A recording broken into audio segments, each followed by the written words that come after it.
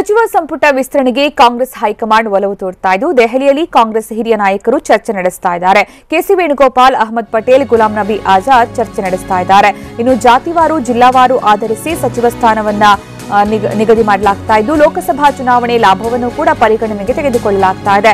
ಶಂಕರ್ ಜಯಮಾಲಾ ಕೈಬಿಡುವ ಕುರಿತು ಕೂಡ ಸಮಾಲೋಚನೆ ನಡೆಸಲಾಗ್ತಾ ಇದ್ದು ಸಚಿವರಿಗೆ ಕೊಟ್ಟರೆ ಆಗುವ ಪರಿಣಾಮದ ಕುರಿತು ಕೂಡ ಚರ್ಚೆ ನಡೆಸಲಾಗ್ತಾ ಇದೆ.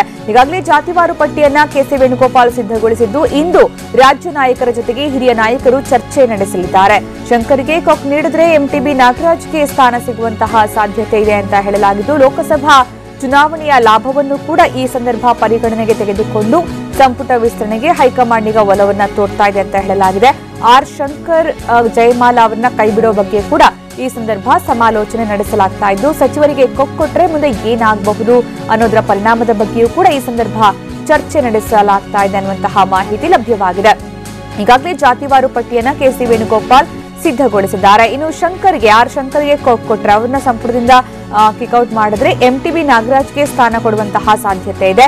ಇನ್ನು ಜಯಮಾಲಾಗೆ ಕೊಕ್ ನೀಡಿದ್ರೆ ಅಂಜಲಿ ನಿಂಬಾಳ್ಕರ್ ಅಥವಾ ರೂಪಾ ಶಶಿಧರ್ ಅವರನ್ನ ಸಚಿವೆಯಾಗಿ ಮಾಡುವಂತಹ ಸಾಧ್ಯತೆ ಇದ್ದು ಜಯಮಾಲಾ ಮುಂದುವರೆದ್ರೆ ಎಸ್ಸಿ ಎಡಗೈ ಸಮಾಜದಿಂದ ಆರ್ಬಿ ತಿಮ್ಮಾಪುರ್, ಲಿಂಗಾಯತದಿಂದ ಎಂಬಿ ಪಾಟೀಲ್ ಅಥವಾ ಬಿಸಿ ಪಾಟೀಲ್, ವಾಲ್ಮೀಕಿ ಬಂಜಾರ ಸಮುದಾಯದಿಂದ ತುಕಾರಾಂ ಅಥವಾ ಪಿಟಿ ಪರಮೇಶ್ವರ್ ನಾಯ್ಕ, ಇನ್ನು ಒಕ್ಕಲಿಗ ಸಮುದಾಯದಿಂದ ಎಸ್ಟಿ ಸೋಮಶೇಖರ್ ಅಥವಾ ಎಂ ಕೃಷ್ಣಪ್ಪ, ಮುಸ್ಲಿಂ ಸಮುದಾಯದಿಂದ ತನ್ವೀರ್ ಸೇಠ್ ಅಥವಾ ರಹೀಂ ಖಾನ್, ಕುರುಬ ಸಮುದಾಯದಿಂದ ಸಿಎಸ್ ಶಿವಳ್ಳಿಗೆ ಸಚಿವ ಸ್ಥಾನ ನೀಡುವಂತಹ ಸಾಧ್ಯತೆ ಇದೆ.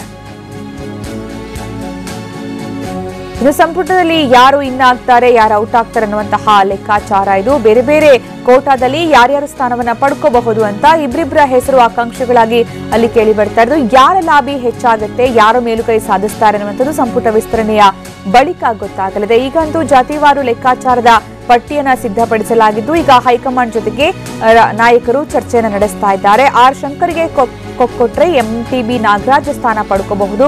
ಜಯಮಾಲಾ ಅವ್ರನ್ನ ಸಂಪುಟದಿಂದ ಕಿತ್ತು ಹಾಕಿದ್ರೆ ಇನ್ನು ಅಂಜಲಿ ನಿಂಬಾಳ್ಕರ್ ಅಥವಾ ರೂಪಾ ಶಶಿಧರ್ಗೆ ಸ್ಥಾನ ಸಿಗಬಹುದು ಅನ್ನುವಂತಹ ಲೆಕ್ಕಾಚಾರ ಹಾಕಲಾಗ್ತಾ ಇದೆ. ಆದ್ರೆ ಯಾರು ಮೇಲುಗೈ ಸಾಧಿಸ್ತಾರೆ, ಜಯಮಾಲಾನೇ ಮುಂದುವರಿತಾರಾ ಇಲ್ವಾ ಅದು ಕೂಡ ನೋಡ್ಬೇಕಾಗಿದೆ. ಒಂದ್ ವೇಳೆ ಜಯಮಾಲಾ ಮುಂದುವರೆದ್ರೆ ಎಸ್ಸಿ ಎಡಗೈ ಸಮಾಜದಿಂದ ಆರ್ಬಿ ತಿಮ್ಮಾಪುರ್ ಅವರು ಸಚಿವರಾಗಿ ಸಚಿವ ಸ್ಥಾನ ಅಲಂಕರಿಸುವಂತಹ ಸಾಧ್ಯತೆ ಹೆಚ್ಚಳವಾಗಿದೆ.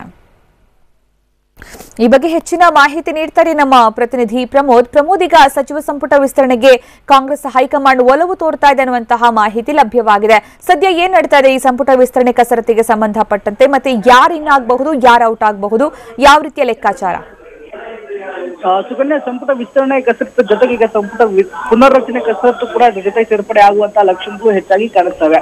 ಪ್ರಮುಖವಾಗಿ ಕೇಂದ್ರದ ಕಾಂಗ್ರೆಸ್ ನಾಯಕರು ಈಗ ಸಂಪುಟ ವಿಸ್ತರಣೆಗೆ ಒಲವು ತೋರ್ತಾ ಇದ್ದಾರೆ ಅನ್ನುವಂತ ಲಕ್ಷಣಗಳು ಕೂಡ ಈಗಾಗಲೇ ಕಂಡು ಬರ್ತಾ ಇದೆ. ಇವತ್ತು ಅದಕ್ಕೆ ಸಂಬಂಧಪಟ್ಟಂತೆ ಕೆಪಿಸಿಸಿ ಉಸ್ತುವಾರಿ ಆಗಿರುವಂತಹ ಕೆಸಿ ವೇಣುಗೋಪಾಲ್, ಅಹಮದ್ ಪಟೇಲ್ ಹಾಗೂ ಗುಲಾಂ ನಬಿ ಆಜಾದ್ ಈಗಾಗಲೇ ಚರ್ಚೆಯನ್ನ ಮಾಡಿದ್ದಾರೆ, ಒಂದು ಸುತ್ತಿನ ಮಾತುಕತೆಯನ್ನ ಕೂಡ ಮಾಡಿದ್ದಾರೆ. ಇದಾದ ಬಳಿಕ ಇವತ್ತು ರಾತ್ರಿ ಎಲ್ಲಾ ನಾಯಕರು ರಾಜ್ಯ ನಾಯಕರ ಜೊತೆ ಕೂಡ ಚರ್ಚೆಯನ್ನ ಮಾಡ್ತಾರೆ.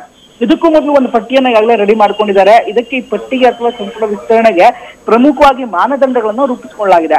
ಈ ಮಾನದಂಡಗಳ ಪೈಕಿ ಜಾತಿವಾರು, ಜಿಲ್ಲಾವಾರು ಹಾಗೂ ಲೋಕಸಭಾ ಚುನಾವಣೆಗೆ ಪಕ್ಷಕ್ಕೆ ಹೇಗೆ ಲಾಭ ಆಗುತ್ತೆ ಇದನ್ನ ಕ್ರೈಟೀರಿಯಾ ಆಗಿಟ್ಕೊಂಡು ಅಥವಾ ಇದನ್ನ ಆಧಾರವಾಗಿಟ್ಕೊಂಡು ಸಂಪುಟ ವಿಸ್ತರಣೆ ಅಥವಾ ಪುನರ್ರಚನೆ ಮಾಡೋದಕ್ಕೆ ಮುಂದಾಗ್ತಾ ಇದ್ದಾರೆ. ಈಗ ಟಿವಿ9ಗೆ ಸಿಕ್ಕಿರುವಂತಹ ಮಾಹಿತಿ ಪ್ರಕಾರ ಈಗಾಗಲೇ ಪಟ್ಟಿ ಕೂಡ ಒಂದು ಸಿದ್ಧವಾಗಿದೆ. ಅದಕ್ಕೆ ಸಂಬಂಧಪಟ್ಟಂತೆ ಯಾವ ರೀತಿ ವಿಸ್ತರಣೆ ಆಗ್ಬೋದು ಅನ್ನೋದ್ರ ಚಿತ್ರಣ ಕೂಡ ಸಿಗ್ತಾ ಇದೆ. ಇಲ್ಲಿ ಒಂದು ಪ್ರಮುಖವಾದಂತಹ ವಿಚಾರ ಅಂದ್ರೆ ಸುಕನ್ಯಾ, ಶಂಕರ್ ಹಾಗೂ ಜಯಮಾಲ್ರನ್ನು ಸಂಪುಟದಿಂದ ಕೈ ಬಿಡೋ ಬಗ್ಗೆ ಕೂಡ ಚರ್ಚೆ ಗಂಭೀರವಾಗಿ ತಿರುವನ್ನ ಪಡ್ಕೋತಾ ಇದೆ. ಈಗಾಗಲೇ ಹಾಲಿ ಸಚಿವರಿಗೆ ಹೋಪ್ ನೀಡಿದ್ರೆ ಅದರ ಪರಿಣಾಮ ಏನಾಗುತ್ತೆ ಇದನ್ನು ಕೂಡ ಚರ್ಚೆ ಮಾಡಲಾಗ್ತಾ ಇದೆ. ಜಾತಿವಾರ ನೋಡೋದಂದ್ರೆ ಈಗಾಗಲೇ ಲಿಂಗಾಯತ, ಕುರುಬ ಹಾಗೂ ಬಂಜಾರ ಅಥವಾ ವಾಲ್ಮೀಕಿ ಸಮುದಾಯ, ಒಕ್ಕಲಿಗ ಅಥವಾ ಮುಸ್ಲಿಂ ಇನ್ಫ್ಯಾಕ್ಟ್ ಈ ಎಲ್ಲಾ ಜಾತಿಗಳಿಗೆ ಸ್ಥಾನವನ್ನು ನೀಡೋದಕ್ಕೆ ಮುಂದಾಗ್ತಾ ಇದ್ದಾರೆ. ಈ ಪೈಕಿ ಪ್ರಮುಖವಾಗಿ ಲಿಂಗಾಯತ ಸಮಾಜದಿಂದ ಎಂಬಿ ಪಾಟೀಲ್ ಅಥವಾ ಬಿಸಿ ಪಾಟೀಲ್, ಕುರುಬ ಸಮಾಜದಿಂದ ಸಿಎಸ್ ಶಿವಳ್ಳಿ ಅವರ ಹೆಸರು ಮುಂಚೂಣಿಯಲ್ಲಿದೆ. ಆದ್ರೆ ಶಂಕರ್ ಅವರಿಗೆ ಕೋಪ್ ನೀಡಿದ್ರೆ ಎಂಟಿಬಿ ನಾಗರಾಜ್ ಅವರಿಗೆ, ಯಾಕಂದ್ರೆ ಎಂಟಿಬಿ ನಾಗರಾಜ್ ಕೂಡ ಆ ಭಾಗದಲ್ಲಿ ಅಂದ್ರೆ ಹೊಸಕೋಟೆ ಸೇರಿದಂತೆ ಬೇರೆ ಭಾಗದಲ್ಲಿ ಪ್ರಭಾವಿ ನಾಯಕರಾಗಿದ್ದಾರೆ. ಕುರುಬ ಸಮುದಾಯಗಳು ಕೂಡ ಸೀನಿಯರ್ ಇದ್ದಾರೆ. ಇದ್ರ ಜೊತೆಗೆ ಲೋಕಸಭೆಗೆ ಇವರಿಂದ ಸಾಕಷ್ಟು ಹೆಲ್ಪ್ ಆಗ್ಬೋದು, ಆರ್ಥಿಕವಾಗಿ ಪಕ್ಷಕ್ಕೆ ಇನ್ನಷ್ಟು ಬಲಿಷ್ಠವಾಗ್ಬೋದು ಅನ್ನೋದು ಕೂಡ ಒಂದು ಕಾರಣ ಇದೆ. ಇದಲ್ಲದೆ ಇನ್ನು ವಾಲ್ಮೀಕಿ ಅಥವಾ ಬಂಜಾರ ನೋಡೋದಂದ್ರೆ ತುಕಾರಾಂ ಅಥವಾ ಪಿಟಿ ಪರಮೇಶ್ವರ್ ನಾಯ್ಕ ಅವರು ಕೇಳಿ ಬರ್ತಾ ಇದೆ. ಇನ್ನು ಒಕ್ಕಲಿಗ ವಿಚಾರಕ್ಕೆ ಸಂಬಂಧಪಟ್ಟಂತೆ ಒಕ್ಕಲಿಗ ಸಮುದಾಯದಿಂದ ಈಗ ಎಸ್ಟಿ ಸೋಮಶೇಖರ್ ಅವರ ಹೆಸರು ಮುಂಚೂಣಿಯಲ್ಲಿದೆ ಸದ್ಯಕ್ಕೆ. ಅದಾದ ಬಳಿಕ ಎಂ ಕೃಷ್ಣಪ್ಪ ಅವರ ಹೆಸರು ಕೂಡ ಚಾಲ್ತಿಯಲ್ಲಿದೆ. ಹೀಗಾಗಿ ಇವರಿಬ್ಬರಲ್ಲಿ ಯಾರಿಗಾರು ಒಬ್ಬರಿಗೆ ಸಿಗುವಂತ ಸಾಧ್ಯತೆ ಇದೆ. ಇನ್ನು ಜಯಮಾಲಾ ಅವರಿಗೆ ಕೋಕ್ ನೀಡಿದ್ದೇ ಆದ್ರೆ ಅಂಜಲಿ ನಿಂಬಾಳ್ಕರ್ ಅವರ ಹೆಸರು ಸದ್ಯಕ್ಕೆ ಮುಂಚೂಣಿಯಲ್ಲಿದೆ, ಅವರಿಗೆ ಸ್ಥಾನವನ್ನು ನೀಡಬಹುದು ಅನ್ನುವಂತ ಮಾತುಗಳು ಕೂಡ ಕೇಳಿ ಬರ್ತಾ ಇದೆ. ಒಂದ್ ವೇಳೆ ಜಯಮಾಲಾ ಅವರು ಮುಂದುವರೆದ್ರೆ ಆಗ SC ಎಡಗೈ ಸಮಾಜದಿಂದ RB ತಿಮ್ಮಾಪುರ್ ಅವರಿಗೆ ಸಚಿವರಾಗುವಂತಹ ಸಾಧ್ಯತೆ ನಿಶ್ಚಯವಾಗಿದೆ. ಯಾಕಂದ್ರೆ ಈಗಾಗಲೇ ಪರಿಷತ್ ಸದಸ್ಯರಿಗೂ ಸ್ಥಾನ ನೀಡಬೇಕು ಅನ್ನುವಂಥದ್ದು ಈಗಾಗಲೇ ಕೇಳಿ ಬರ್ತಾ ಇರುವಂತಹ ಮಾತು. ಮುಸ್ಲಿಂ ಸಮುದಾಯದಿಂದ ತನ್ವೀರ್ ಸೇಠ್ ಹಾಗೂ ರಹೀಂ ಖಾನ್ ಹೆಸರಿದೆ. ತನ್ವೀರ್ ಸೇಠ್ ಈಗಾಗಲೇ ಅನುಭವಿಗಳು, ಅವರಿಗೂ ಕೂಡ ಮಣೆ ಹಾಕ್ಬೇಕು ಅನ್ನೋದು ಒಂದು ಪ್ರಬಲವಾಗಿ ಕೇಳಿ ಬರ್ತಾ ಇರುವಂತಹ ಮಾತು.